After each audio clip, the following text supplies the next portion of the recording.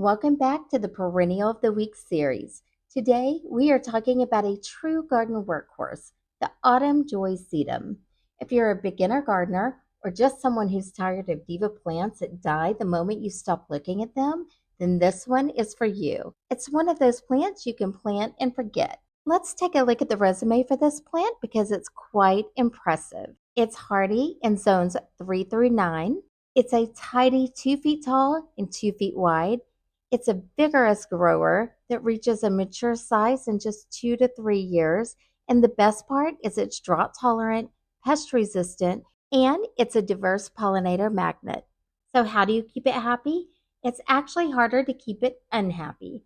Autumn Joy Sedum loves full sun. And when it comes to soil, don't overthink it. It actually prefers poor soil conditions. You don't need to fertilize, and in fact, too much rich soil or fertilizer can make it leggy and floppy. When it's newly planted, give it consistent moisture to establish those roots. But once it's established, it's highly drought tolerant.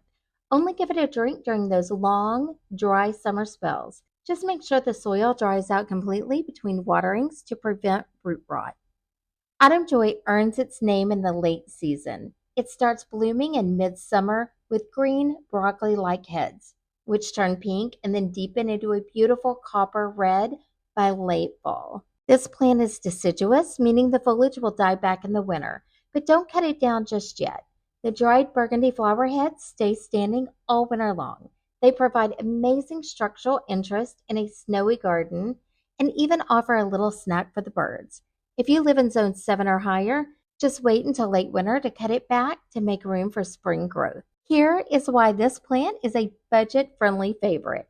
Once you buy one, you basically have an infinite supply. They are incredibly easy to divide and propagate. And if you're wondering what to plant next to your sedum for a stunning look, try one of these drought-tolerant favorites. Coneflowers, black-eyed Susan, salvia, or lamb's ear for color and texture contrast, and ornamental grasses to really lean into that late season movement. So overall, I am giving this one a 10 out of 10. It's hardy, it's beautiful, and it asks for almost nothing in return.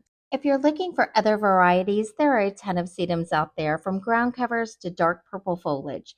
So check those out to see which fits your style best. If you've enjoyed this spotlight, make sure to subscribe for a new perennial recommendation every week.